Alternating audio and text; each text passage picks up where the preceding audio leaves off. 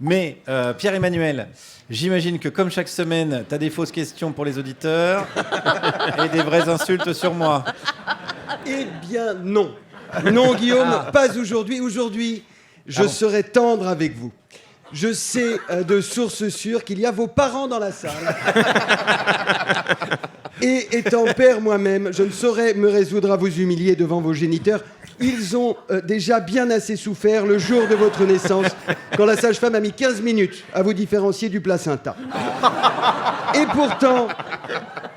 pourtant, je suis prêt à parier que malgré les innombrables échecs qui jalonnent vos 43 ans d'existence, aveuglés par l'affection parentale, monsieur et madame Meurice continuent à vous tenir en estime. Romain Gary disait avec l'amour d'une mère, la vie vous fait à l'aube une promesse qu'elle ne tiendra jamais. Et comment ne pas lui donner raison quand on a connu l'amour de votre mère, Guillaume? Ces après-midi moites et torrides à l'ibis budget de la rocade d'Auxerre resteront à jamais gravés dans ma mémoire et dans ma chair. Regardez, on voit encore les traces d'ongles. Il y a des douleurs qui font du bien.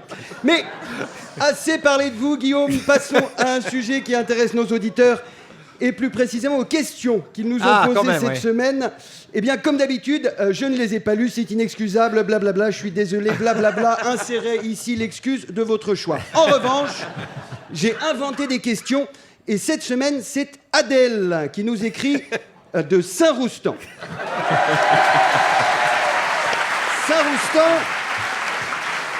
Saint-Roustan, où cette semaine, après 15 jours de vacances bien méritées, les enfants ont retrouvé le chemin de l'école et c'est une rentrée un peu particulière qui s'annonce pour les petits racilariens puisque depuis le 1er janvier est entré en vigueur le nouveau programme de l'éducation municipale. L'évaluation des acquis mis en place ces dernières années dans la classe unique de grande section CP, CE1, 4e terminale, CAP influenceuse de l'école Nadine Raziac a en effet démontré que les élèves sont, je cite le rapport officiel, complètement cons. On n'a jamais vu ça. On a l'impression que tous leurs parents sont frères et sœurs et qu'ils ont fait des enfants à leurs enfants. Un constat sévère mais nécessaire qui a poussé le maire Guilhem Maurice à mettre en place de nouveaux contenus scolaires afin d'éviter, comme il l'a déclaré à Muriel Verbruggen dans la Gazette de Saint-Roustan, qu'en plus de ne pas exister, le village finisse par disparaître quand ses habitants seront trop stupides pour réussir à se nourrir ou à se reproduire, puisque dans les deux cas, si on inverse les trous, ça ne fonctionne pas.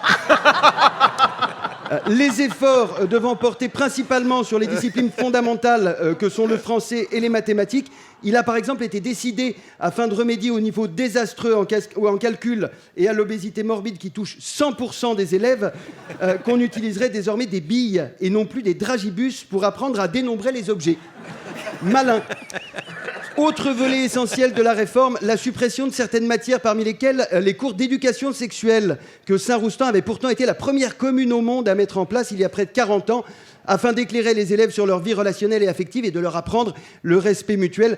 Une enquête sur le terrain a en effet permis de réaliser que depuis 40 ans, Madame Béchade, l'unique institutrice du village, sans doute mal informée sur les tenants et les aboutissants de l'éducation sexuelle, donnait des devoirs à faire à la maison.